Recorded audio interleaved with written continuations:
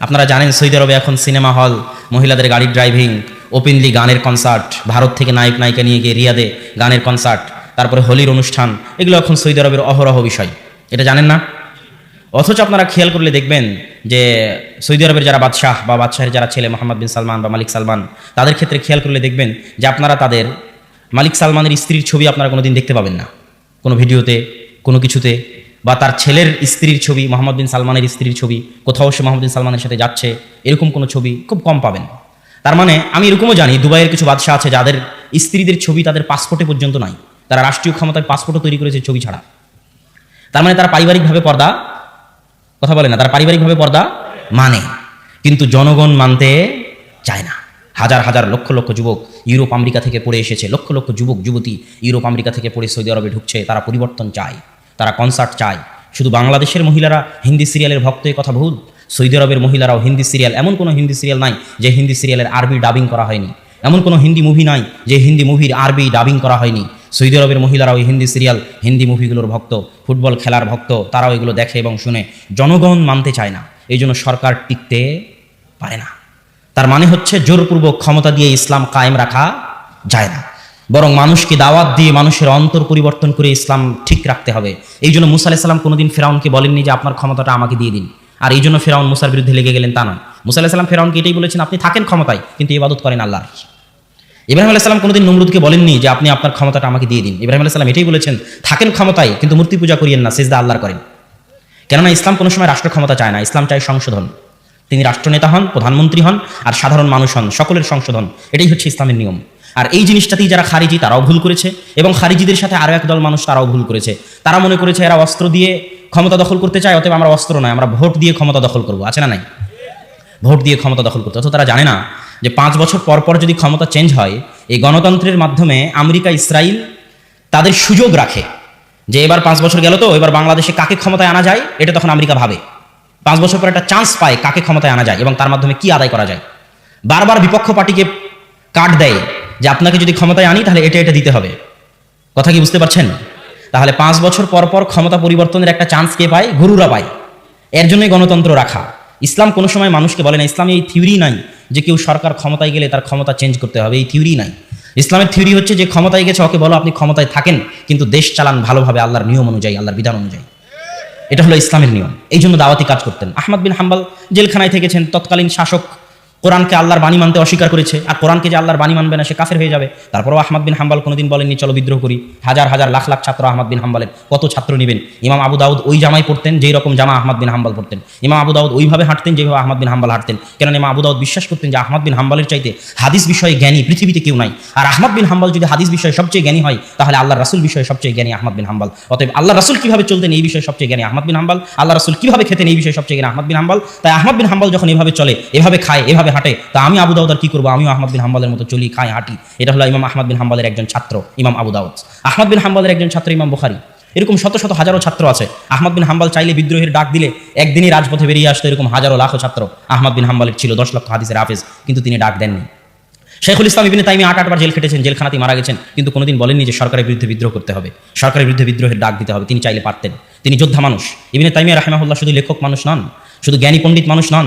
একাধারে যদি কারো ভিতরে জ্ঞান, লেখনী, হাদিসের জ্ঞান, কোরআন এবং হাদিসের জ্ঞান, লেখনীর জ্ঞান এবং জিহাদে শরীক হওয়ার ফজিলত জমা হয়ে থাকে, তাহলে তাদের একজন হচ্ছেন শেখুল ইসলাম ইবনে তাইমিয়া, তাদের একজন হচ্ছেন আব্দুল্লাহ বিন মুবারক রাহিমাহুল্লাহ। তারা যেমন জিহাদে অংশগ্রহণ করতেন সেরকম তারা লেখনী এবং বিভিন্ন জগতে তাদের পদচারণা ছিল। শেখুল ইসলাম ইবনে তাইমিয়া রাহিমাহুল্লাহ হালাকু খা, চেঙ্গিস খা এদের বিরুদ্ধে যুদ্ধে অবতীর্ণ হয়েছেন। যেই সরকার তাদেরকে জেলখানায় বন্দী করে রেখেছে ওই সরকারের সাথে, তবুও তাদের বিরুদ্ধে বিদ্রোহের ডাক দেননি। মাওলানা আহমদ সারহিন্দি, যাকে বলা হয় মুজাদ্দিদে আলফি সানি নামে যিনি এই দেশে পরিচিত, তিনি বাদশাহ আকবরের সময়ের আলেম। বাদশাহ আকবর যখন দ্বীনে ইলাহি নিয়ে আসলো, দ্বীনে ইলাহি মানে হিন্দু আর ইসলাম দুটোকে মিলিয়ে একটা ধর্ম, সেটা হলো দ্বীনে ইলাহি। এটা হচ্ছে বাদশাহ আকবরের দিন। তখন মুজাদ্দিদে আলফি সানি এটার কঠিন বিরোধিতা করলেন। বাদশাহ আকবর তাকে জেলখানায় ঢুকিয়ে দিলেন, কিন্তু মুজাদ্দিদে আলফি সানি কোনোদিন বলেননি চলো বাদশাহ আকবরের বিরুদ্ধে বিদ্রোহ করি। তিনি চেষ্টা করে গেছেন মরা পর্যন্ত বাদশাহ আকবরকে সংশোধন করার, বিদ্রোহ করে ক্ষমতা থেকে সরানোর নয়। কেন? এত বড় বড় আলেম ওলামা এই কাজে কেন হাত দিলেন না? এই কাজে হাত না দেওয়ার সবচেয়ে বড় কারণ হচ্ছে এই কাজে হাত দিলে নিরাপত্তা চলে যায়। নিরাপত্তা বুঝেন?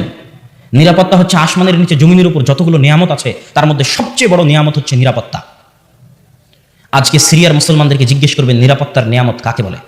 সৌদির মসজিদে যখন সিরিয়ার মুসলিম মায়েরা ভিক্ষা করে তখন তাদেরকে জিজ্ঞেস করবেন নিরাপত্তার নিয়ামত কাকে বলে। ইয়েমেনের মা এবং বোনেরা যখন সৌদির মসজিদে ভিক্ষা করে, কাবা ঘর মদিনার আশেপাশে যখন ভিক্ষা করে, তখন তাদেরকে জিজ্ঞেস করবেন নিরাপত্তার নিয়ামত কাকে বলে। একদিন তো সিরিয়ায় ইয়েমেনে নিরাপত্তা তো অন্তত ছিল। আজ আপনার এতগুলো মানুষ এখানে আসছেন, বাড়িতে আপনার বউ ছেলে মেয়ে আছে, তারা তো নিরাপদে আছে নাকি? না তাদেরকে কেউ জবাই করে দিচ্ছে, তাদেরকে কেউ হত্যা করতেছে, না নিরাপত্তা আছে? এই যে নিরাপত্তার নিয়ামত, এই নিয়ামতটুকু বুঝার জ্ঞান খারিজিদের নাই। এই জন্য ইসলামের নিয়ম হচ্ছে কেউ যদি ক্ষমতায় যায় তো দুইটা শর্ত ছাড়া তাকে তুমি ক্ষমতা থেকে সরাতে পারবে না। এক, যতক্ষণ না প্রকাশ্য কাফের হয়ে গেছে। যদি দেখা যায় প্রকাশ্য কাফের হয়ে গেছে, তাহলে তখনই তাকে ক্ষমতা থেকে সরাতে পারবা যখন ক্ষমতা থেকে সরিয়ে পুনরায় দেশে নিরাপত্তা কায়েম করার মতো ক্ষমতা তোমার হাতে আছে। কথা মনে হয় বুঝাতে পারিনি, বুঝতে পারতেছেন? তখন দ্বিতীয় শর্ত হচ্ছে তখন যখন তোমার হাতে এমন ক্ষমতা আছে যে তুমি চলমান সরকারকে সরিয়ে পাল্টায় ক্ষমতায় গিয়ে পুনরায় আগের মতো নিরাপত্তা বজায় রাখতে পারবা, বিস্তার করতে পারবা, তখনই বিদ্রোহ করতে পারবা। এটা হলো দ্বিতীয় শর্ত। যদি রাষ্ট্রনেতা পূর্ণ কাফের হয়ে গেছে কিন্তু এই ক্ষমতা তোমার নাই যে তুমি তাকে ক্ষমতা থেকে সরিয়ে পুনরায় ক্ষমতা দখল করে সারা দেশে আগের মতো নিরাপত্তা কায়েম করতে পারবা, এই ক্ষমতা যদি না থাকে তাহলে তোমার জন্য বিদ্রোহ করা হারাম হবে। আর তোমার বিদ্রোহ করার কারণে যত মুসলিম মা এবং বোনের রক্ত প্রবাহিত হবে তার জন্য তুমি জিম্মেদার হবা। যেমন আজকে সিরিয়ার মাটিতে বাশার আল আসাদকে সরিয়ে তার জায়গায় ক্ষমতা দখল করার ক্ষমতা ছিল না, আবেগের জোরে বিদ্রোহ করা হয়েছে। আজ সিরিয়ার মাটি মুসলমানদের হাতে আর এক মুসলমানের রক্তে রঞ্জিত, বিশাল ফিতনা। আল্লাহু আকবার। সম্মানিত উপস্থিতি, এই জন্য আর একটা জিনিস মনে রাখবেন যে আজকে আমাদের দেশের প্রধানমন্ত্রী মহিলা প্রধানমন্ত্রী হওয়া কিন্তু ইসলামে কোনো সময় জায়েজ নয়। ইসলামে কোনো সময় নারী ইমাম হতে পারে না পুরুষের। ইসলামে কোনো সময় নারী দেশের রাষ্ট্রপ্রধান হতে পারে না, এটা ইসলামের নিয়ম। কিন্তু যদি হয়ে যায় তখন কি করবেন? জোরপূর্বক হয়ে গেছে বা ভোটের মাধ্যমে চলে এসেছে, ক্ষমতা দখল করে নিয়েছে, হয়ে গেছে, তখন কি করবেন? রাসূল সাল্লাল্লাহু আলাইহি ওয়াসাল্লাম বলছেন, যদি হাবশি গোলাম ক্ষমতায় চলে আসে তো হাবশি গোলামের তোমরা আনুগত্য করিও। গোলাম কিন্তু, কৃতদাস কিন্তু কোনোদিন ইসলামের বিধানে ক্ষমতা পেতে পারে না। এটা ইসলামের নিয়ম। ইসলামের একটা নিয়ম হচ্ছে কারা কারা ক্ষমতা হবে, খলিফা হবে, তাদের একটা নিয়ম হচ্ছে নারী যেমন খলিফা হতে পারে না তেমন কৃতদাসও খলিফা হতে পারে না। কিন্তু তারপরেও যদি কৃতদাস খলিফা হয়ে যায়, নেতা হয়ে যায় জোরপূর্বক, তাহলে তোমরা তার আনুগত্য করিও যতক্ষণ না সে প্রকাশ্য কাফের হয়ে যায় এবং তাকে বিদ্রোহ করে সরিয়ে পাল্টা ক্ষমতা দখল করে দেশে নিরাপত্তা কায়েম করার মতো ক্ষমতা না থাকে। এর পিছনে একটাই উদ্দেশ্য, অন্য কোনো উদ্দেশ্য নাই। মুসলিম মা এবং বোনের বৃথা রক্ত যেন প্রবাহিত না হয়। আমরা মুসলিম মা এবং বোন এবং মুসলমান ভাইয়ের রক্তের মূল্যটা বুঝি না, যে ইসলামে তাদের রক্তের মূল্য কতটুকু। আল্লাহ সুবহানাহু ওয়া তাআলার নিকটে একজন মুসলমানের রক্ত যে কত মূল্যবান, কত মূল্যবান, কত মূল্যবান, যে সারা পৃথিবীর সব মানুষ, আসমানের সব ফেরেশতা আর সব জিন একত্রিত হয়ে যদি একটা মুসলমানকে হত্যা করে তো আল্লাহ সব মানুষ, সব জিন, সব ফেরেশতাকে একসাথে জাহান্নামে নিক্ষেপ করতে বিন্দুমাত্র দ্বিধা করবেন না। এটা আল্লাহর নিকটে একজন মুসলমানের রক্তের মূল্য। কাবাঘর যদি আপনি ধ্বংস করেন তো কাবাঘর ধ্বংস করলে যত গুনাহ না হবে, একটা মুসলমানকে হত্যা করলে তার চেয়ে বেশি গুনাহ হবে। তথা একজন মুসলমানের রক্তের মূল্য কার চাইতে বেশি? একজন মুসলমানের রক্তের মূল্য কাবাঘরের চাইতে বেশি। এই জন্য আগে মুসলমানের রক্তের হেফাজত করতে হবে।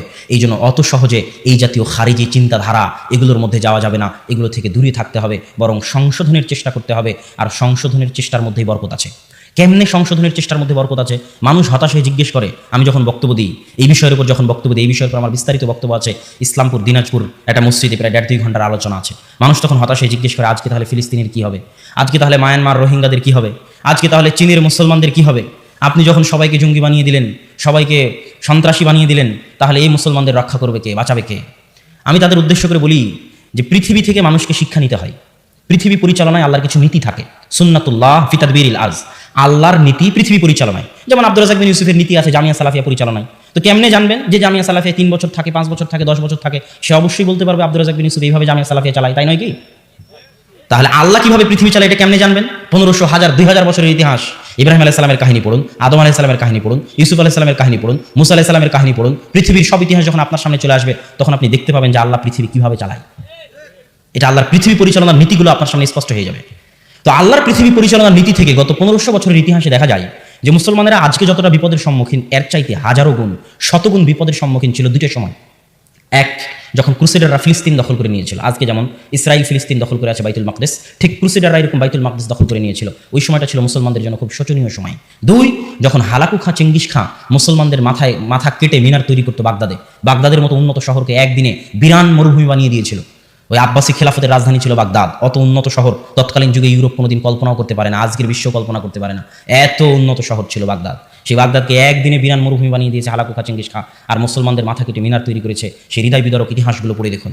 হালাকু খা চেঙ্গিস খানদের ঝড় উঠেছিল তাতার, মঙ্গোলিয়া, চীনের পাশে। এখান থেকে এই ঝড়কে থামানোর মতো পৃথিবীর কেউ ছিল না। মনে হচ্ছিল একদম দুনিয়া থেকে ইসলামকে মিটিয়ে তারপরে হালাকু খা চেঙ্গিস খা থামবে। তো এত বিপদে মুসলমানরা আগে কোনোদিন পড়েনি, এখন তো এগুলো কোনো বিপদই নয়। তো ওই সময় মুসলমানদের কে উদ্ধার করেছে ইতিহাস পড়েন, তাহলে বুঝবেন যে আল্লাহ পৃথিবী কীভাবে চালায়। ওই সময় কোনো টুটাফাটা 10টা যুবক এক জায়গায় হয়ে বললো অমুক আমাদের আমির, লিল্লাহি তাকবীর, চলো বম মারি, তাদের মাধ্যমে আল্লাহ মুসলমানদের উদ্ধার করলো, এটা আপনি ইতিহাসে পাবেন না। আপনি ইতিহাস ঘাটলে দেখবেন বৈধ শাসক সালাহুদ্দিন আইয়ুবী ছিলেন মিশরের বৈধ শাসক। তিনি কোনো 10টা-15টা গ্রুপের নেতা নয়, বৈধ শাসক। সালাহুদ্দিন আইয়ুবীর মতো বৈধ শাসক দিয়ে আল্লাহ বাইতুল মাকদিসকে মুক্ত করেছে। ঠিক জাহির বেরবেস খান ছিলেন বৈধ শাসক, যিনি সর্বপ্রথম যার হাতে হালাকু খা চেঙ্গিস খানদের তাতারি বাহিনীর পরাজয় হয় সর্বপ্রথম যার হাতে, তিনি হচ্ছেন জাহির বেরবেস খান, তিনি ছিলেন বৈধ শাসক। তো আল্লাহ সুবহানাহু ওয়া তাআলা মুসলমানদের নাজাত দেন বিপদে পড়লে বৈধ শাসক দিয়ে। তার আরেকটা দলিল হচ্ছে যখনই যারা বিপদে পড়ে তখন আল্লাহ তাদেরকে দোয়া শিখিয়ে দিয়েছে যে তোমরা দোয়া করবা যে আল্লাহ আপনি আমাদের সুলতানান নাসিরা, সাহায্যকারী শাসক দেন। এটা আল্লাহ দোয়া করতে বলেছে। কি দোয়া? সাহায্যকারী সুলতান শাসক দেন। এটা নয় যে সাহায্যকারী 10টা গ্রুপ দেন, যারা 10টা গ্রুপ এক জায়গায় জঙ্গি হামলা করে আমাদের নাজাত দিবে। আল্লাহ এটা শিখায়নি। আল্লাহ দোয়া করতে বলেছে সাহায্যকারী সুলতান, সাহায্যকারী শাসক দেন। মুসলমানদের সেই দোয়া করতে হবে এবং মুসলমানেরা নাজাত পাবে। অতীত ইতিহাস ঘাটলে, পৃথিবী পরিচালনায় আল্লাহর নীতি দেখলে বোঝা যায় মুসলমানেরা আবারও যদি এই কঠিন পরিস্থিতি থেকে মুক্তি পায় তাহলে এরকম বৈধ ন্যায়পরায়ণ শাসকের হাত দিয়ে মুক্তি পাবে ইনশাআল্লাহ। আর যারা আমাদেরকে এই জাতীয় বক্তব্য দিলে দালাল বলে, তাদেরকে আমি বলেছি এবং এখনো বলি, যেই দিন বৈধ শাসক জেহাদের ডাক দিবে সেই দিন আহলে হাদিসের বাচ্চারাই জেহাদের কাতারে সবার আগে থাকবে ইনশাআল্লাহ। অতএব আমরা জেহাদ বিরোধী এই কথা বলে আমাদেরকে কলঙ্কিত করার, এই কথা বলে আমাদেরকে দালাল, পেট্রোডলার খাই, এগুলো বলে আমাদেরকে ছোট করার কোনো উপায় নেই। যেই দিন দেখা যাবে বৈধ শাসক জেহাদের ডাক দিয়েছে সেই দিন আপনারাই, যারা আমাদেরকে অপবাদ দিচ্ছেন, তারাই হয়তো পালিয়ে যাবেন। কেননা তার প্রমাণ তো আছে, ইংরেজদের ক্ষেত্রে তার প্রমাণ তো আছে। ইংরেজ শাসনের বিরুদ্ধে প্রথম জেহাদের হুঙ্কার কে দিয়েছিল? শাহ ইসমাইল শহীদ রাহিমাহুল্লাহ, আল্লাহ তাকে শহীদ হিসেবে কবুল করুন। তার বই আছে রাফুল এদাইনের উপর, তার বই আছে তাদকিরুল ইখওয়ান, যেখানে তিনি তাকলিদের বিরুদ্ধে লিখেছেন। তার বই আছে তাকবিয়াতুল ঈমান, যেখানে তিনি শিরক বেদাতের বিরুদ্ধে লিখেছেন। ভারত পাকিস্তানের মাটিতে কেউ এতটা কঠিনভাবে শিরক বেদাতের বিরুদ্ধে লিখেছে এটা মনে হয় দুনিয়ার মানুষ জানতই না। তিনি হচ্ছেন শাহ ইসমাইল রাহিমাহুল্লাহ। তিনি রাফুল এদাইন করতেন, 25,000 হাদিসের হাফেজ ছিলেন, তিনি আহলে হাদিস। তিনি প্রথম ইংরেজদের বিরুদ্ধে জেহাদের ডাক দেন। কিন্তু তার স্বপ্ন এখন পর্যন্ত পূরণ হয়নি। এই কথা বললে তো আবার বিপদে পড়ে যাব। কেন তার স্বপ্ন এখন পর্যন্ত পূরণ হয়নি? তার দলিল হচ্ছে মুসলমানেরা যখন ক্ষমতা হারায় তখন পুরো পাক ভারত, বাংলাদেশের ক্ষমতা কাদের হাতে ছিল? মুসলমানদের হাতে। মুসলমানেরা যখন ক্ষমতা হারায় তখন পুরো পাক ভারতের ক্ষমতা কার হাতে ছিল? মুসলমানদের হাতে ছিল। তাই নয় কি? না শুধু বাংলাদেশ আর পাকিস্তান মুসলমানদের ছিল, সমগ্র ভারত উপমহাদেশ মুসলমানদের অধীনস্থ ছিল। তো যখন ইংরেজরা দখল করে নিল তখন শাহ ইসমাইল শহীদ যে জেহাদের ডাক দিলেন, সেটা কি জেহাদের ডাক? পুনরায় সমগ্র ভারতে যেন ইসলাম প্রতিষ্ঠা হয়, সেটাই তো নাকি? তাই নয় কি? তো ওনার স্বপ্ন কি পূরণ হয়েছে? পূরণ হয়নি। তাহলে মুসলমানরা কেমনে বলে যে আমরা স্বাধীন হয়েছি? 1947 সালে মুসলমানরা যে দাবি করে আমরা স্বাধীন হয়েছি, আমার দৃষ্টিতে এই দাবি ঠিক নয়। কেন? আজকেও ভারতের পতাকা যে বিল্ডিংয়ে উঠানো হয় ওই বিল্ডিংয়ের মালিক মুসলমানেরা। লালকেল্লা যেটা, সেই লালকেল্লায় ভারতের পতাকা উঠে, ওই বিল্ডিংয়ের মালিক মুসলমান। দিল্লির অলিতে গলিতে এবং ভারতের অলিতে গলিতে মুসলমান শাসকদের সেই পদচিহ্ন এখনো থেকে গেছে। অথচ আজকে ভারতের মুসলমানেরা কত কষ্টে নিমজ্জিত। এনআরসি, সিএ এর নামে ভারতের মুসলমানদের পরিচয় ছিনিয়ে নিয়ে দ্বিতীয় রোহিঙ্গা, দ্বিতীয় মায়ানমার বানানোর পরিকল্পনা চলতেছে। আমরা দোয়া করি আল্লাহ সুবহানাহু ওয়া তাআলা ভারতের মুসলমানদেরকে সহযোগিতা করুন এবং তাদের জন্য সুলতান নাসিরা, সাহায্যকারী শাসক পাঠান। আল্লাহুম্মা আমিন। সম্মানিত উপস্থিতি, আমি আমার বক্তব্যে বলতেছিলাম যে ইসলাম শাসন পরিবর্তন করাই বিশ্বাসী নয়। যে ক্ষমতায় গেছে তাকে ক্ষমতায় থাকতে দিতে হবে। এর অনেক ফল আছে, অনেক গুণ আছে। এই যে সৌদি বাদশারা, তারা এত সুন্দর করে তাদের দেশ কেন পরিচালনা করে?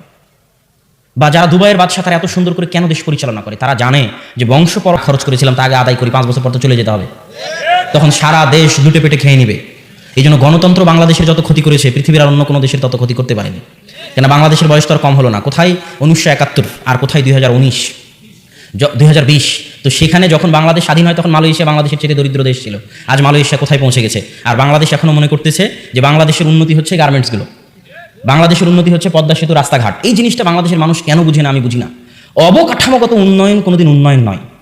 এই বাইতুল হাম জামি মসজিদ, বিশাল বাইতুল হাম জামি মসজিদ তৈরি করলাম, বিশাল জামিয়া সালাফের বিল্ডিং তৈরি করলাম, কিন্তু যে ছাত্র পড়ে সেও পচা, যে শিক্ষক পড়ায় সেও পচা। তো বিল্ডিংয়ের দাম আছে? কোনো দাম নাই। তো অবকাঠামোগত উন্নয়ন কোনোদিন উন্নয়ন নয়। উন্নয়ন হচ্ছে শিক্ষার উন্নয়ন, জ্ঞানের উন্নয়ন। তো আপনি ব্রিজ দিয়ে কি করবেন? ওই ব্রিজে যে ইঞ্জিনিয়ার, সেই ইঞ্জিনিয়ার তো চায়নার, আর লেবার তো আপনার বাংলাদেশের। তাহলে এই ব্রিজের কোনো দাম আছে? যেদিন আপনার ইঞ্জিনিয়ার দিয়ে আপনি পদ্মা ব্রিজ বানাতে পারবেন, সেই দিন বুঝবো যে হ্যাঁ আপনি উন্নত হয়েছেন। ঠিক তেমনি আজকের যে গার্মেন্টসগুলো, গবেষণা পড়ে দেখেন, বাংলাদেশের মানুষ কম শ্রমে বেশি কাজ করে দেয়, এই জন্য গার্মেন্টসগুলো চলে। যখন অন্য দেশের মানুষ কম শ্রমে এত বেশি কাজ করে দিবে, তখন বাংলাদেশের গার্মেন্টসগুলো বন্ধ হয়ে যাবে। এটাই পৃথিবীর নিয়ম, হতে হবে। না হলে যারা পারমাণবিক বম বানাতে পারে তারা একটা প্যান্ট শার্ট বানাতে পারবে না, তাদেরকে প্যান্ট শার্ট কিনতে হবে বাংলাদেশের কাছ থেকে, এটা কোনো কথা?